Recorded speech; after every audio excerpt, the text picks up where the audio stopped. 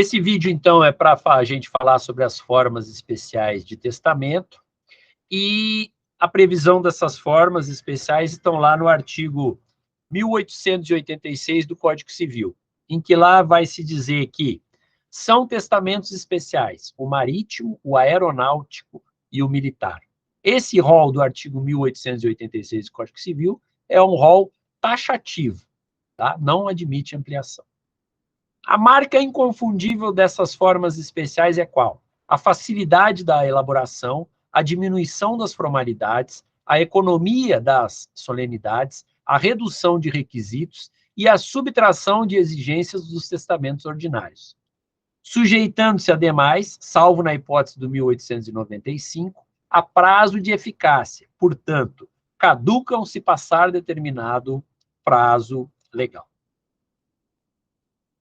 Eles estão subordinados às regras gerais do direito sucessório. Assim, o testador não pode violar a legítima dos herdeiros necessários, os testamentos especiais estão sujeitos às regras de capacidade testamentária ativa e passiva, e as disposições testamentárias estão sujeitas às regras dos artigos 1897 a 1911 do Código Civil. Com relação ao testamento especial marítimo e aeronáutico, nos termos do 1888 do Código Civil, quem estiver em viagem a bordo de navio nacional, de guerra ou mercante, pode testar perante o comandante, em presença de 2 testemunhas, por forma que corresponda ao testamento público ou cerrado. O registro disso será feito no diário de bordo, e ao comandante do navio é atribuída uma autêntica função notarial nesse caso. É válido o testamento feito em um navio nacional, ainda que esteja em águas estrangeiras ou em portos de outros países.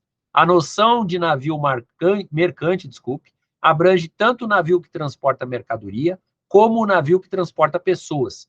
Por isso, está incluído na noção de navio mercante aquele destinado a excursões turísticas. Nós vamos aplicar esses dispositivos lá.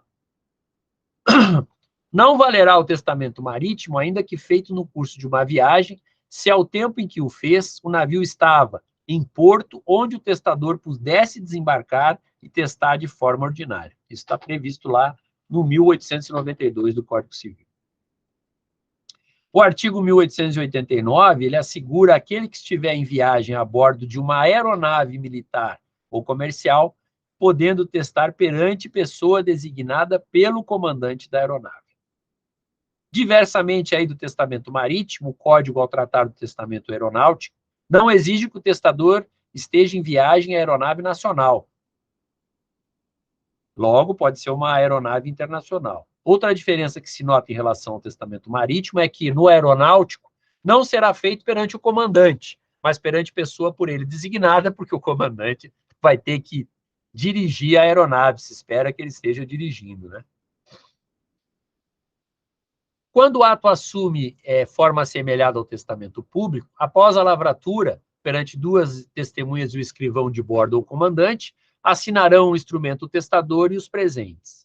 As testemunhas podem ser membros da tripulação ou passageiros, não é exigência expressa de assinatura do comandante ou do oficial do navio, todavia, sendo esta possível, deverá constar do instrumento. Assumindo, por sua vez, a forma de testamento cerrado, o documento é escrito pelo testador ou por outra pessoa a seu rogo, sendo entregue a cédula testamentária em seguida ao comandante ou escrivão de bordo, perante 2 testemunhas. Após o ato da entrega, o comandante certifica o ocorrido, datando e assinando o documento com o testador e as testemunhas. Ato contínuo, deve lacrar o documento, segundo a forma prevista para o testamento ordinário cerrado.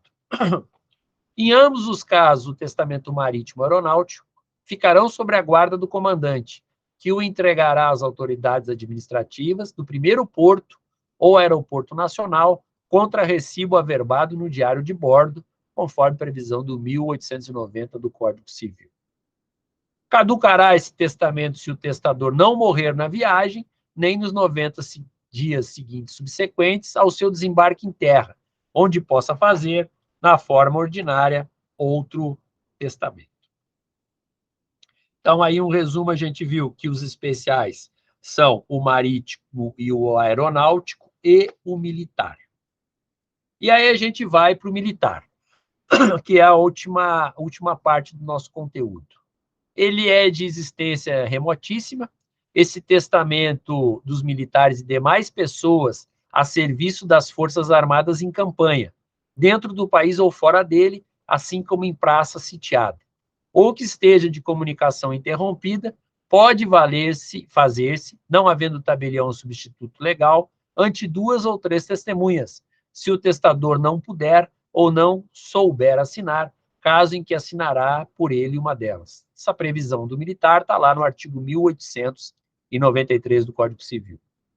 Importante aqui que esse testamento ele não é um privilégio exclusivo da classe militar, mas de qualquer pessoa que esteja a serviço das Forças Armadas, como voluntários, diplomatas, correspondentes de guerra, capelões, médicos, enfermeiros, telegrafistas ou até mesmo prisioneiros.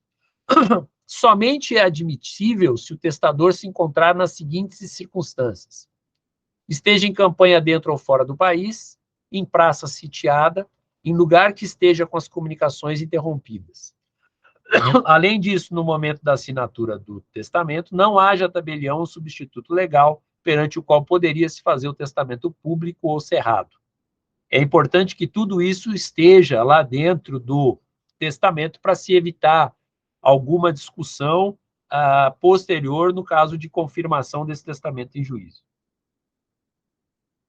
As hipóteses estão lá no artigo, nos artigos 1893, em que equivale a uma modalidade de testamento público, em que esse testamento militar caduca se, depois dele, o testador esteja 90 dias seguidos em lugar onde ele possa testar de forma ordinária. No caso do 1894, esse testamento militar equivale ao testamento cerrado. Nele, o auditor ou oficial a quem o testamento se apresente notará, em qualquer parte dele, lugar e dia, mês e ano em que lhe for apresentado, nota esta que será assinada por ele e pelas testemunhas. Nessa hipótese, não se aplica a caducidade prevista no 1895. E ainda temos o testamento nuncupativo dos militares. É um testamento oral, confiando a sua última vontade a 2 testemunhas. Vai caducar esse testamento, por outro lado, se o testador não morrer na guerra ou convalescer no futuro.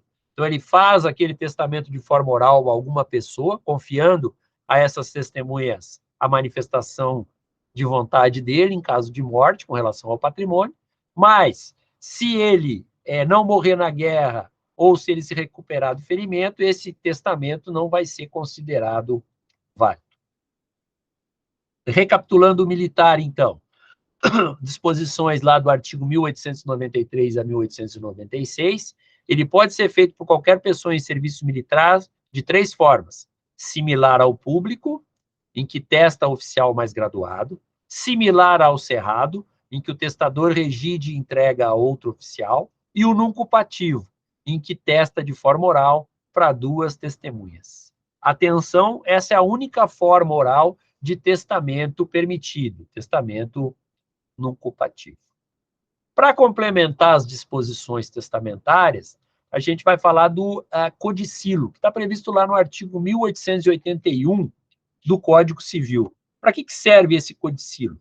Serve para fazer disposições especiais sobre o enterro, esmolas de poucas montas a certas pessoas, ou indeterminado aos pobres de certo lugar, assim como legar para aquelas questões que não têm tanto valor econômico, móveis, roupas ou joias de pouco valor ou de seu uso pessoal.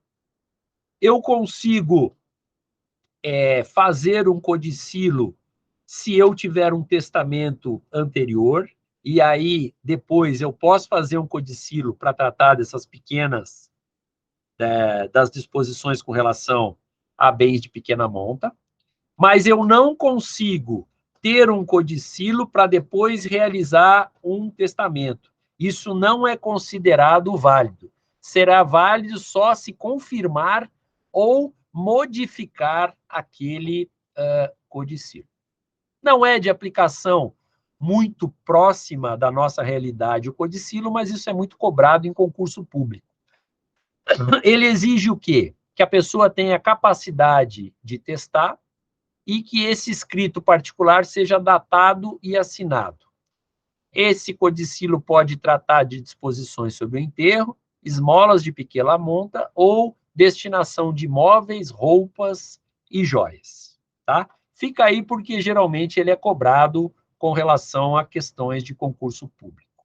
Aqui, então, encerro o vídeo referente às sucessões testamentárias. Um abraço para todos.